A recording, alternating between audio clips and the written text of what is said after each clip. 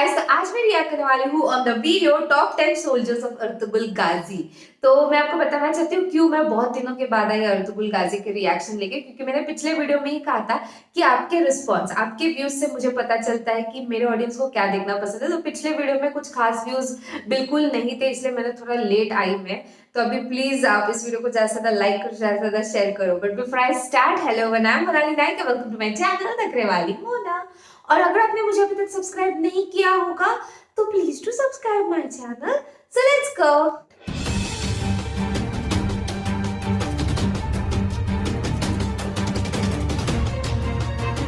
उनकी आंखों में बिजली जैसी चमक थी, बाजुओं में कुव्वत ईमानी और दिल में जज्बा शहादत। वो अर्तुगरुल के सिपाही थे।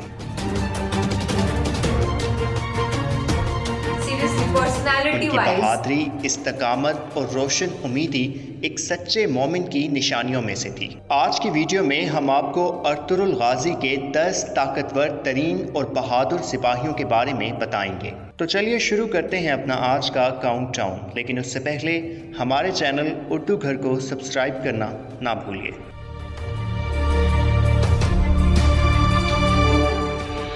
नंबर 10, मलिक शाह। ये सिपाही अर्तुगरुल गाजी के हमरा बहुत सारी अहम मुहिम्मात में शामिल रहा। दुश्मन खा कितना ही ताकतवर और कितनी ही कसीर तादाद में क्यों ना हो, मलिक शाह ने जब भी अपनी तलवार फिजा में लहराई तो उसके सामने रज़ाए इलाही का हसूल और अपने सरदार का मुबारक मकसद रहा। अर्तुगरुल गाजी भी अपने सिपाही पर भरपूर भरोसा और इन्हसार करते और अहम तरीन मकासद की तकमील के लिए मलिक शाह को अपने साथ रखते।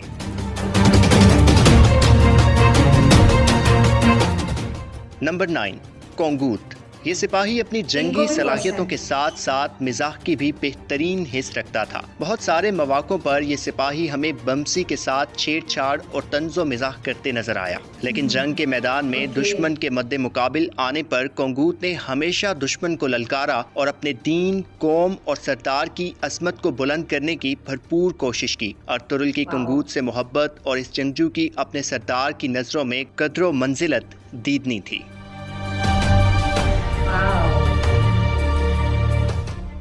Number 8, Morgan. बातिल से हक की जानिब सफ़र अगरचे मुश्किल और तवील है, लेकिन रहमत खुदावंदी हो जाए तो महज एक कुन ही काफ़ी है। मर्गन भी एक मंगोल था जो नौयान का अहम सिपाही था और मुसलमानों का दुश्मन। लेकिन फिर मर्गन ने इस्लाम कबूल किया और अर्तुगरुल की ज़ेरे क़यादत जहाद को अपनी ज़िंदगी का मकसद बना लिया। मर्गन ने अपनी साबका शनाख्त से फ़ायदा उठाते हुए मंगोलों की सफ़ में रहते हुए अर्तुगरुल गाजी के लिए जासूसी के फ़राइज़ अदा करके नहायत अहम और हसास मालूमात की तरसील को यकीनी बनाया और इस मकसद की तकमील में पकड़े जाने पर बदतरीन तशद्दुद का सामना भी किया। लेकिन वो ज़ात जिसने दहकती आग में इब्राहीम अलैहिस्सलाम और तारीक कुएं में यूसुफ अलैहिस्सलाम को तन्हा नहीं छोड़ा, उस ज़ात ने मर्गन को भी मुस्कुराते चेहरे के साथ अपने साया रहमत में ले लिया।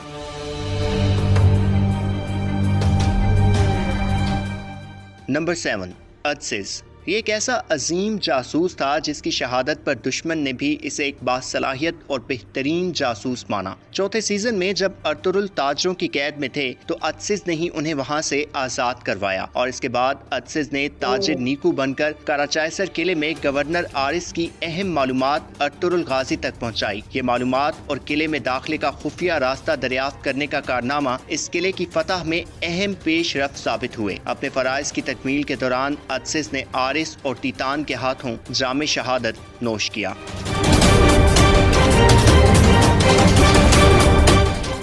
नंबर 6, दमरूल। दमरूल एक ऐसा नडर और जानिसार सिपाही था जो कई आजमाइशों से गुजरा और हमेशा खरा साबित हुआ। सब्र इस्तकामत और जहानत दमरूल की अहम खसूसियात में शामिल रही। तीसरे सीजन में अर्तुगरुल ने हाजा तोरियान के हमरा दमरूल को तिजारत की आड़ में जासूसी के लिए बाज़ंतीनी बाजार में भेजा तो वहाँ दमरूल ने अपने फराइज निहायत होशियार रहते हुए अदा किए। दमरूल गद्दारों, मुनाफिकों, सलीबियों और मंगोलों के खिलाफ हमेशा सफ आरा रहा और 5वें सीजन में दुश्मन के एक भरपूर और गैर मुतवक्के हमले में जामे शहादत नोश कर लिया। तो हो गया, 5वां सीजन भी हो गया। नंबर 5, समसा बुनियादी तौर पर अर्तुरुल का सिपाही नहीं था, लेकिन ददुर्गा कबीले के सरदार दूतिकिन का जानिसार सिपाही था। लेकिन दूतिकिन की शहादत के बाद जब अर्तुरुल ने बाज़ंतीनी सरहदों की जानिब हिजरत का फैसला किया तो समसा भी अर्तुरुल की फौज में शामिल हो गया। इसके बाद से ये बहादुर जज्बा शहादत दिल में लिए मुतअद्दिद मुहिम्मात में अर्तुरुल के शाना बशाना लड़ा। कबीले के अंदरूनी मामलात हों या दुश्मन के खिलाफ कोई मार्का, अर्तुरुल गाजी ने हमेशा समसा पर भरोसा और इन्हिसार किया। चौथे सीजन में बहादुर बे की गद्दारी के बायस समसा टीतान के हाथों शहीद हो गया।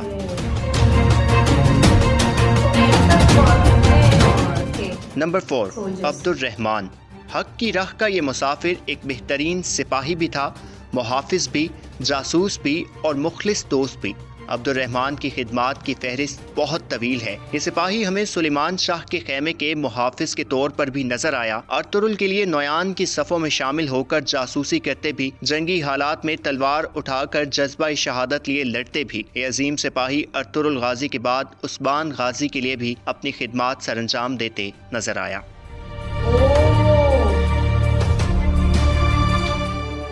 नंबर 3, दुआन। पुरसकून शख्सियत, धीमा लहजा और शरीर मुस्कुराहट रखने वाला ये सिपाही अर्तुरुल के करीब तरीन दोस्तों में शुमार होता था। दुआन पहले सीजन से तीसरे सीजन तक हर जगह अपने बीम अर्तुरुल के साथ नजर आए। अगर किसी मिशन पर अर्तुरुल दुआन को साथ ना ले जाते तो दुआन शदीद बेचैनी का शिकार रहते और जल्द अज जल्द अर्तुरुल तक पहुंचने की कोशिश करते। ऐसा ही एक वाकया उस वक्त पेश आया जब हलब के अमीर अल अजीज से अर्तुरुल हलीमा सुल्तान को बाज़याब करवाने के लिए अकेले गए तो दुआन से रहा न गया और वो पीछे पहुँच गए। एक और मकाम पर जब बाकी तुर्क सरदारान हलीमा सुल्तान के भाई यिगित को अपना सुल्तान मानते हुए अर्तुरुल को तन्हा मुलाकात के लिए बुलाया तो उस वक्त भी अर्तुरुल के मना करने के बावजूद बमसी के साथ दुआन अर्तुरुल के पीछे गए और जरूरत के वक्त अपने सरदार के शाना बशाना लड़े। तीसरे सीजन में अपने फर्ज की तकमील के लिए दुआन तवील मुद्दत तक अपने कबीले और बीवी से भी दूर रहे। आखिर एक फर्ज की तकमील के दौरान दुआन ने जामे शहादत नोश कर लिया।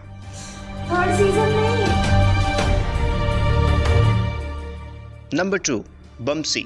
जुनून, तंज़ो मिज़ाह, खलूस और जिद जब यकजा हो जाएं तो बमसी जैसा अजीम जंगजू सामने आता है। बमसी अर्तुरुल के अहम तरीन और काबिल तरीन सिपाहियों में शुमार होते थे। पहले सीजन से 5वें सीजन तक बमसी ने हर कठिन मरहले पर अपनी तलवार को हक के कयाम के लिए उठाया और नडर होकर लड़े। हलब में गद्दारों और सलीबियों से झड़प हो या मंगोलों से टाकरा, कराचाइसर किले की फतह की मुहिम हो या दुश्मन की बिलों में घुसकर उन्हें नीसत व नाबूद करने का मामला, बमसी ने हर जगह अपनी काबिलियत से अपने कबीले, कौम और सरदार के लिए अपने जिस्म की तमाम तवानाइयां यकजा करके मुकाबला किया। बमसी एक बेहतरीन सिपाही की मानित न सिर्फ जंग के मैदान में बहादुरी से लड़े बल्कि अपने खेमे और अपनी बीवी के फराइज से भी कभी गाफिल ना हुए। बमसी पर कई आजमाइशें और मुसीबतें आई लेकिन सब्र, इस्तकामत और रोशन उम्मीदी का दामन बमसी ने कभी हाथ से ना छोड़ा। अर्तुरुल की बमसी से मोहब्बत भी तीतनी थी और वो अपने सिपाही को अपने दिल के बहुत करीब मानते थे।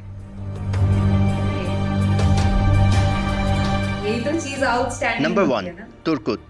इस फहरिस्त में तुर्गुत का पहले नंबर पर होना कई अवामिल की बुनियाद पर है, जिसमें से पहली वजह तुर्गुत की फैसला साजी है। अर्तुरुल गाजी के बाद तुर्गुत ही वो सिपाही थे जो तमाम बारीकियों और पेचीदगियों को सामने रखते हुए फैसला करते थे और यही वो काबिलियत थी जिसकी बुनियाद पर तुर्गुत को चावदार कबीले की सरदारी सौंपी गई। दूसरी वजह तुर्गुत की दूर अंदेशी है। तीसरे सीजन में हानली बाजार में कयाम करते हुए मुस्तकबिल के लिए मालूमात का हसूल हो या दूसरे सीजन के इख्तिताम पर अमीर सादतीन और उसके चेलों पर नजर, तुर्गुत ने अपने दुश्मन पर नजर रखते हुए अहम मालूमात की तरसील को मुमकिन बनाया। तीसरी वजह अल्लाह की राह में तुर्गुत की दी जाने वाली कुर्बानियां हैं। अपने माँ बाप को बचपन में खो देने के बाद, अपनी बीवी आइकिस और इसके बाद बाप जैसे शफीक सुसर दिल्ली तमीर को खो देने के बाद जब तुर्गुत असलहान से शादी के बाद जिंदगी की जानिब लौट रहे थे तो उनकी जिंदगी की ये बहार भी उनसे छिन गई। लेकिन इन तमाम अलमनाक दौराहों से गुजरने के बावजूद तुर्गुत का जज्बा जहाद और अर्तुरुल से मोहब्बत कभी कम ना हुई। तुर्गुत की बहादुरी, फैसला साजी और मजबूत एहसाब उन्हें दीगर सिपाहियों से मुमताज करते हैं।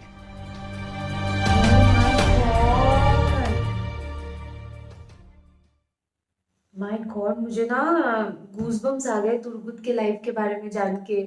सीरियसली उन्होंने बचपन में अपने माँ बाप को खो दिया था बाद में अपनी वाइफ को और एक किसी का तो नाम लिया था, एंड बाद में सेकंड वाइफ को भी।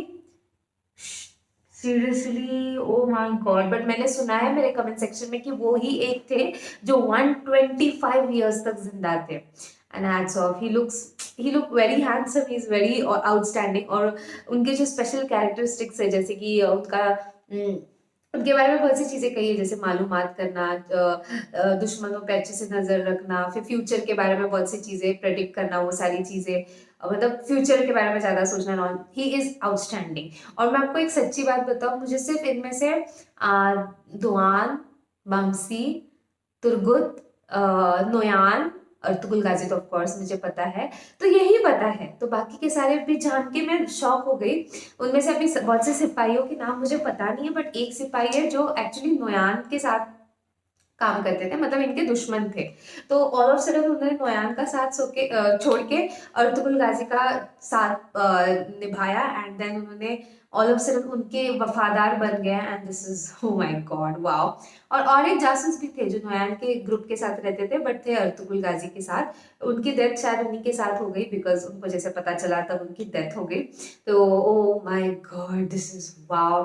बमसी की बात करूं, मैं तो दुआन की बात करना चाहती हूँ। वो बेचैन हो जाता है अगर अर्तुगरुल गाजी उनके आसपास ना हो या उनको छोड़ के चले जाए तो। This was so cute. मैं आपको बताऊँ, इतना अच्छा लगा मुझे जिस तरीके से उनका प्यार है for Ertugrul Ghazi, and the way they are together. Wow, this is outstanding. अब मैं आपको बताना चाहती हूँ कि मैंने क्यों रिएक्ट नहीं किया बहुत जल्दी, बिकॉज मैंने आपको ऑलरेडी बताया कि आपके व्यूज बहुत कम आए मेरे लास्ट वाले हम बेटिया वाले वीडियो पे।